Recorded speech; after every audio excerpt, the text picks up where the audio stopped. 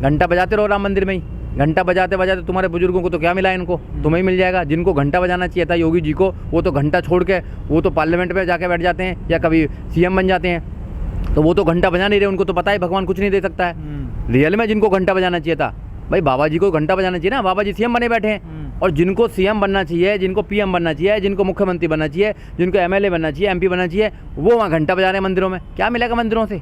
अगर कोई पार्टी उत्तर प्रदेश में न्याय दे सकती है, गरीबों को शिक्षा दे सकती है, रोजगार दे सकती है, तो वो एक ही पार्टी है, वो है बहुजन समाज पार्टी। क्योंकि 2007 से लेकर 2012 तक लोगों ने देखा है, और न्याय की जो व्यवस्था है, सामाजिक न्याय का जो परिभाषा है, वो बहुजन समाज पार्टी अच्छी तरह जानती है। क्योंकि उसकी जो नींव है वो सामाजिक परिवर्तन, आर्थिक मुक्ति के लिए डली हुई है, और कोई दूसरी पार्टी नहीं दिखाई देती हमें। इसलिए अगर लोगों को, उत्तर प्रदेश के लोगों को न्याय चाहिए, उत्तर प्रदेश के लोगों को रोजगार चाहिए, उत्तर प्रदेश के लोगों को शिक्षा चाहिए, उत्तर प्रदेश के लोगों को अगर ठोको सरकार नहीं चाहिए, तो वो है बहुजन समाज पार्टी। बहुजन समाज पार्टी पर विश्वास कीजिए। चंद्रशेखर हुए, MIM के राष्ट्रीय अध्यक्ष हुए, और राजभर साहब हुए, उसके बाद अखिलेश जी के चाचा जी को भी मिला लिया है। तो साथ में खाना खाते हैं और एक थर्ड मोर्चा बनाना चाहते हैं, मगर आपस में आपसी इनका इतना एक दूसरे के प्रति लगाव नहीं है जितना दिखाने का काम कर रहे हैं। सब एक दूसरे को काटने के लिए हैं, और ये लोग राजनेता हैं, इनको जनता से कोई लेना देना नहीं है।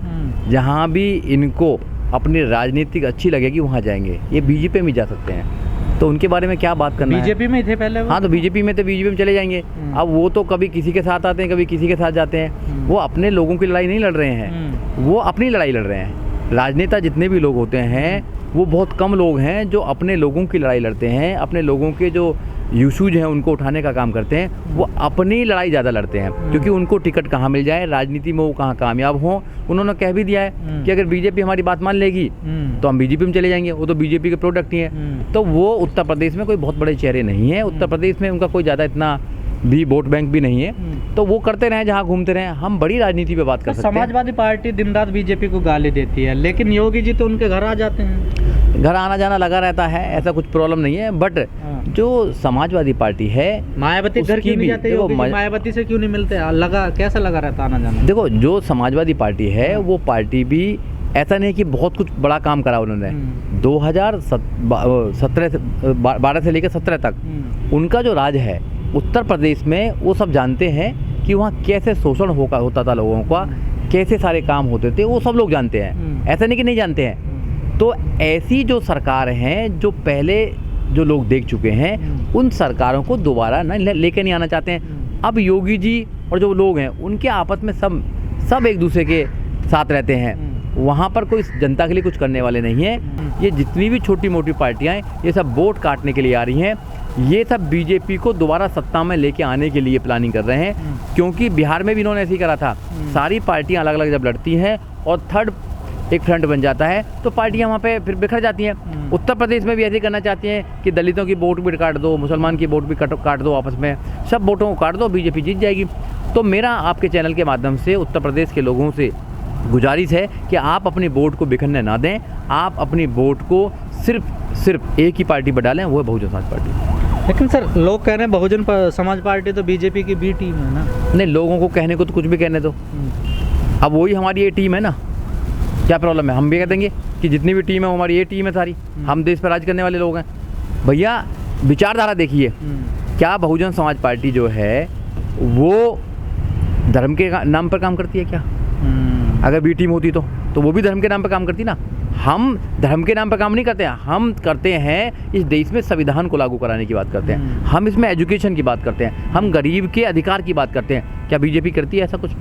बीजेपी तो धर्म के नाम पर राजनीति करना चाहती है, तो बहुजन समाज पार्टी तो धर्म के नाम पर नहीं करना चाहती, तो फिर ए या बी कैसे हुई बताइए? पर सर, यूपी की जनता तो नहीं चाहती ना कोई दलित मुख्यमंत्री बने। नहीं, ऐसा नहीं है कि 4 बार अगर नहीं चाहती तो 4 बार कैसे मुख्यमंत्री बन गई बहन कुमारी मायावती? 4 बार भी तो बनी है ना, वो भी तो यूपी की जनता है ना। अत्याचार कम हुए ना? हाँ, अत्याचार कम हुए। तो यूपी की जनता के कुछ लोग नहीं चाहते, जनता नहीं, कुछ लोग नहीं चाहते हैं। जो ब्राह्मणवादी व्यवस्था के लोग हैं, जो आरएसएस के लोग हैं, जो बीजेपी के लोग हैं, वो नहीं चाहते कि बहन कुमारी मायावती सरकार में आए। अगर बहन कुमारी मायावती सरकार में आएंगे तो गुंडे जेल में जाएंगे, गुंडों के साथ में जैसा व्यवहार होना चाहिए व्यवहार होगा, लोगों को न्याय मिलेगा, तो ये लोगों को सारी सुविधा मिलने लगेंगी, बच्चे पढ़ने लगेंगे, बोलने लगेंगे। ये तो इसलिए नहीं चाहते ना कुछ लोग। तो और सर यूपी में जाति बड़ा फैक्टर रखती है ना सर? जाति फैक्टर रखती है, बिल्कुल जाति फैक्टर रखती है। जाति को कौन छोड़ रहा है? कोई नहीं छोड़ रहा। हम कहाँ कह रहे हैं जाति को छोड़ो भैया, मरो जाति में ही। अगर तुम्हें जाति में रहना, मरो ना जाति में ही, सब कुछ जाति में करो, कोई प्रॉब्लम नहीं है। बट अपने बच्चों के भविष्य के लिए तो छोड़ देखो ना। अपने बच्चे को, ओबीसी को अपने बच्चे को भविष्य देखना चाहिए, नहीं देखना चाहिए? मुसलमान को अपने बच्चों को भविष्य देखना चाहिए, तो रहे हैं ना। हाँ, तो भविष्य मंदिर बना रही है बीजेपी। हाँ, तो वहीं घंटा हिलाते रहो। बीजेपी को फायदा होगा मंदिरों के नाम पर, ब्राह्मण समाज को फायदा होगा मंदिरों के नाम पर। अरे इस देश के दलितों को, ओबीसी को, माइनॉरिटीज को क्या फायदा होगा? उनको तो अगर अच्छी सरकार आएगी, एजुकेशन मिलेगी, जब भी तो फायदा होगा। अब तुम घंटा बजाओ, जो घंटा सदियों से घंटा बजाते आयो, घंटा तुम्हारा कुछ नहीं करेगा। तुम्हारा घंटा बजाया जा रहा है, तुम्हें बजाया जा रहा है, वहाँ पे तुम्हारे लोगों को मारा जा रहा है, तुम्हारे लोगों का शोषण किया जा रहा है, एजुकेशन छीनी जाती है, सब कुछ छीना जा रहा है। फिर भी तुम एक के पीछे पड़े हो, धर्म के नाम पे पड़े हो, धर्म के नाम पे कोई परिवर्तन नहीं हो सकता। जिस देश में धर्म के नाम पर सरकार चलती है, उस देश में कभी शांति नहीं हो सकती है।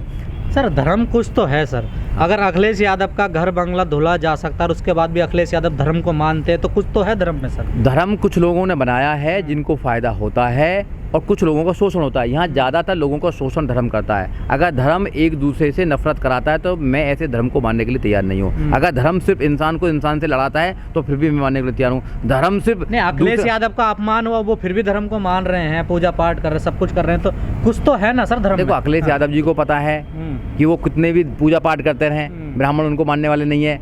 अगर जब भी सीएम बनेंगे फिर उनके घर को धोया जाएगा, तो भैया छोड़ दो ना, क्यों बार बार बेइज्जती कराते हो? जो समझदार लोग हैं, प्रोफेसर लक्ष्मण सिंह जैसे, उन्होंने छोड़ छाड़ दिए हैं सब सारे जो समझदार हो गए, मगर उनको वोट लेनी है सबको, क्या कर सकते हैं भाई? ये एक षड्यंत्र है, षड्यंत्र में लोग फंसे हुए हैं, इस षड्यंत्र से निकलना पड़ेगा। बाबा साहब डॉक्टर अम्बेडकर ने रास्ता बता दिया। नहीं करती, उन्हें वोट नहीं चाहिए क्या? बहन जी को तो क्लियर कट है ना कि उनका तो, वो क्यों नहीं मंदिर में जाती, वो क्यों नहीं घंटा बजाती, वो क्यों नहीं पूजा पाठ करते? देखो, उनको पता है कि ये मंदिर का जो सिस्टम है ये सब ढोंग है, सब पता है उनको।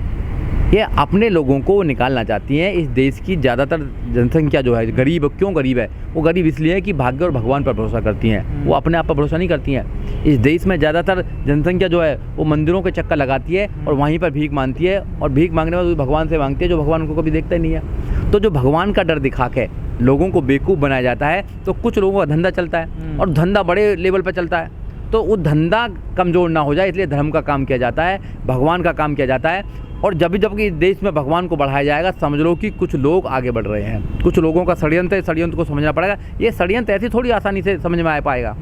ये जिस मूर्ति को एक अछूत बनाता है, फिर वो अछूत उसी मूर्ति से मांगने लगता है, तो ये समझना पड़ेगा ना। बाबा साहब ने कहा ना, जिसके सामने तुम हजारों सालों से मांगते आए हो, उस तुम्हें कभी नहीं देगा, तुम्हें दर्शन नहीं भी करने देता।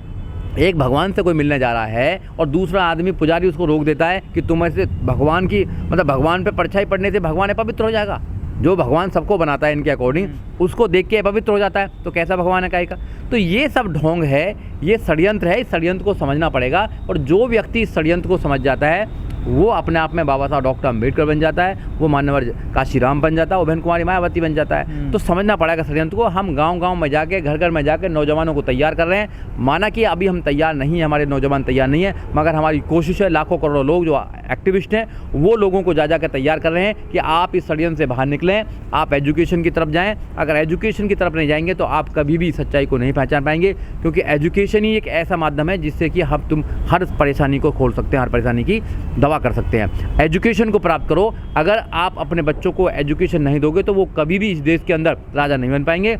एजुकेशन लेने के लिए अगर कुछ भी करना पड़े तो आपको करना पड़ेगा। अच्छी सरकार होगी तो आपको जो फंडामेंटल राइट है एजुकेशन, वो आपको मिल जाएगी।